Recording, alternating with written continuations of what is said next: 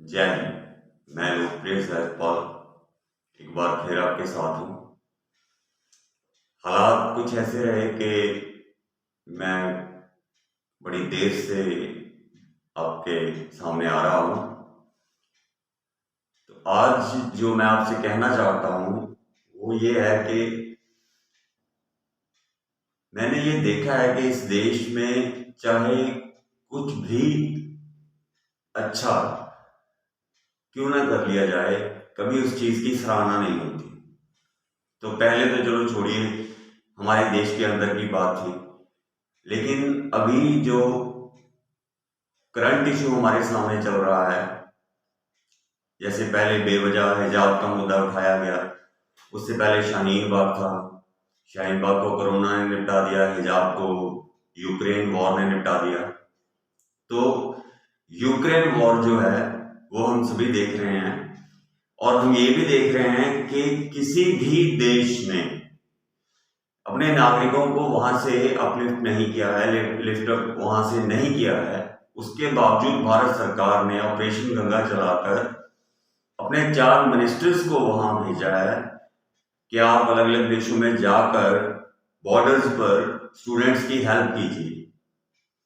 तो उसमें भी मीडिया चैनल कुछ ऐसे हैं बीच में जो निरंतर भारत सरकार के बारे में बुरा बोलते हैं, क्योंकि इनको शायद बुरा बोलने का कुछ मिलता होगा। क्योंकि अगर आप एक व्यक्ति की अच्छाई नहीं पहचान सकते तो आप कहेंगे अब ये कि ये तो देश के प्रधानमंत्री की जिम्मेवारी है, तो बाकी दुनिया के देशों के जो प्रधानमंत्री हैं उनकी भी जिम्मेवारी है ना। तो मैं आपको पहले थोड़ा सा पीछे लेकर जाता हूं कि इस वक्त रशिया के प्राइम मिनिस्टर को कल्प्रिट बनाया जा रहा है। तो मैं जरूर कहूंगा आप लोगों से कि आप एक बार इतिहास में थोड़ा झांक लें तो शायद आपको कुछ अच्छी जानकारी मिल जाए, जिससे आपका माइंड क्लियर हो जाए। जो कि इस भारत के नागरिकों को समझना बहुत जरूरी है कि वार्सा की संधि के मुताबिक जो देश उस वक्त रशिया से टूटे थे उनको नाटो में शामिल नहीं किया जा सकता था। ये बात उस वक्त हुई थी, लेकिन उसके बाद इस संधि को अमेरिका ने तोड़ दिया और धीरे धीरे अपना अमेरिका और यूरोप ने अपना विस्तार करना शुरू कर दिया। ये जो आज सिविलाइज्ड लोग बने बैठे हैं ना, ये यूएनओ में और ये नाटो वाले, जो आज रशिया को बता रहे हैं कि ये हिटलर है, ये आतंकी है, ये जुल्म कर रहा है, तो इनका इतिहास उठाकर देखिए, इनसे ये पूछिए कि आप लोगों ने सीरिया और इराक में क्या किया था। अलकायदा को जन्म देने वाला कौन था? किसने की अलकायदा को पैदा किया और बाद में अलकायदा से लड़ा? तो हमारे देश के लोगों को यह समझना चाहिए कि हमेशा जो बफर जोन होती है, जो झगड़े का स्थान होता है, जहां पर सब कुछ बिगड़ता है, वो इन्हीं मिडिल ईस्ट और एशिया के देशों में क्यों होता है? इनके साइड में क्यों नहीं होता? इनकी साइड में थोड़ी सी बात हो जाए, 1962 में क्यूबा मिसाइल क्राइसिस हुआ था तो इनके हाथ पांव ठंडे हो गए थे। क्या किया था रशिया ने वहां पे? क्यूबा में अपनी मिसाइल रखी थी ना, तो उस चीज को लेकर अमेरिका के हाथ पांव फूल गए थे। तो अभी अगर रशिया, जिसकी आप सरहदों तक पहुंच गए हो, उसमें आप यूक्रेन को भी शामिल करना चाहते हो, तो बिल्कुल उसकी सरहदों पे पहुंच जाओगे, जहां वहां से आधे घंटे की दूरी पर मॉस्को है। तो वो आदमी अगर अपने देश को बचाने के लिए, उसकी सुरक्षा के लिए कोई कदम उठा रहा है, तो वो आपको हिटलर समझ आता है। और आपने जो लोगों ने सीरिया में किया, जो इराक में किया, उसके बाद वियतनाम को कौन भूल सकता है? आप पढ़ के देखिए वियतनाम में क्या किया है अमेरिका ने। इतना जुल्म, इतना स्तम, और ये लोग ह्यूमन राइट्स का झंडा उठा के घूमते हैं। वियतनाम छोड़ा तो उसके बाद कंबोडिया उठा लिया, उसके बाद अफगानिस्तान। ये लोग इधर करने क्या आते हैं? इनके इंटरेस्ट क्या है? क्योंकि ये चाहते हैं कि सुपर पावर का लेवल हम पर लगा रहे और ये लोग हमेशा हमारी जीजूरी करते हैं। तो अगर एक व्यक्ति इनके खिलाफ खड़ा हो गया तो वो कुछ भी गलत नहीं कर रहा। जिस देश का प्रधानमंत्री एक जोकर को बनाया गया हो, वो ऐसे ही करेगा जो यूक्रेन में हो रहा है। तो वो एक कॉमेडियन जो था, उसको वहां पर प्रेसिडेंट बना दिया गया यूक्रेन का। तो वो अपने इंटरेस्ट के लिए उसने हजारों लाखों लोगों की जिंदगी खतरे में डाल दी है। और वहां पर वो कह रहा है आम लोगों से कि आप हथियार उठा लीजिए और हथियार उठाकर आप फौज से लड़िए। कौन सा रिस्पॉन्सिबल व्यक्ति ये करता है? अगर हमारे घर में झगड़ा हो तो हम अपने औरतों और बच्चों को कहेंगे कि उठा के हथियार आप जाकर बाहर लड़ो दुश्मनों से। व्यक्ति खुद लड़ते लड़ते मर जाएगा, लेकिन अपने बच्चों और परिवार की रक्षा करेगा, परिवार को लड़ने नहीं भेजता, जो कि यूक्रेन का प्रेसिडेंट कर रहा है इस वक्त। पहले तो उसको चने के झाड़ पे उन्होंने बिठा दिया और बिठाकर रशिया के विरुद्ध हम तुम्हारे साथ हैं, तुम इसका विरोध करो करो करो ये कहते हुए युद्ध की स्थिति खड़ी कर दी। और अब जब युद्ध हो रहा है तो अमेरिका और नाटो क्या बोल रहे हैं कि हम सैनिक सहायता नहीं देंगे, उसको हथियार देंगे। कि पागल को भी समझ आता है, अगर कोई व्यक्ति आपको लड़वाकर आपके हाथ में तलवार पकड़ा रहा है कि ये ले सामने वाले का सर काट दे, तो वो आपका भला चाहता है? क्या वो आपका वेल विशर है?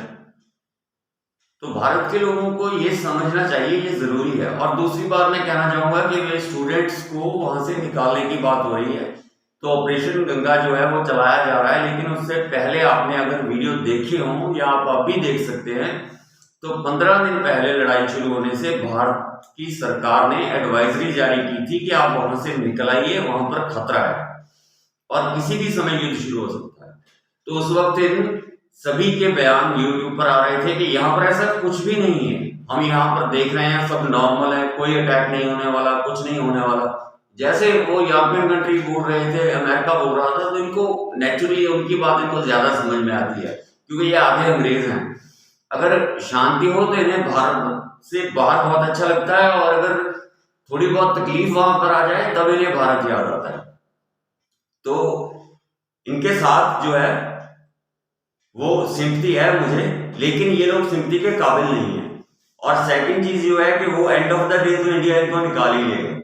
तो चैनलों पर इस चीज के बारे में कहा जा रहा है, तो उस एडवाइजरी को इन्होंने क्यों नहीं सुना? जो एडवाइजरी सुननी इतनी महत्वपूर्ण थी, जरूरी थी। जब देश की गवर्नमेंट कह रही है कि आप वहां से निकल आओ, वहां पर खतरा है, उस वक्त आपको ये मजाक लगता है, और जब लड़ाई शुरू हो जाती है तब आप ये कह रहे हो। और वहां पर वो गए हैं, तो वहां पर वो खेतों में जाकर मजदूरी नहीं करने गए हैं, वहां पर डॉक्टर की डिग्री करने गए हुए हैं।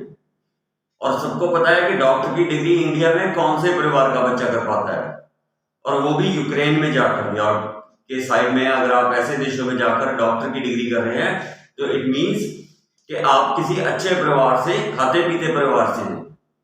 तो उसके बावजूद Indian government without any cost उनको यहाँ पर वापस ला रही है, और उसमें पूरी की पूरी मिनिस्ट्री लगी हुई है। तो इस चीज के बारे में कम से कम, अगर आप अच्छा नहीं बोल सकते तो बुरा तो मत कम से कम बोलो। उसमें भी कहा जा रहा है कि ये अपनी वाह वाह करवा रहे हैं, प्राइम मिनिस्टर वहां पर मिलते हैं उनसे वाराणसी में बच्चों से, तो ये दिखावा हो रहा है। तो कहां तक की आदमी को आप गलत साबित करोगे? कहां तक?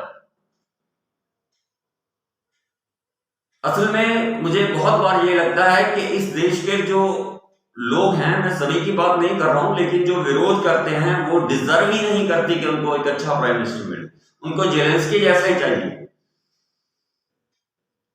उनको जेलेंस्की जैसा ही चाहिए, ताकि इनको ये चीज का रियलाइज हो कि हम भी कभी यूक्रेन बन सकते हैं, हम भी अफगानिस्तान बन सकते हैं, हम भी वियतनाम बन सकते हैं, और बनने में देर भी नहीं लगेगी।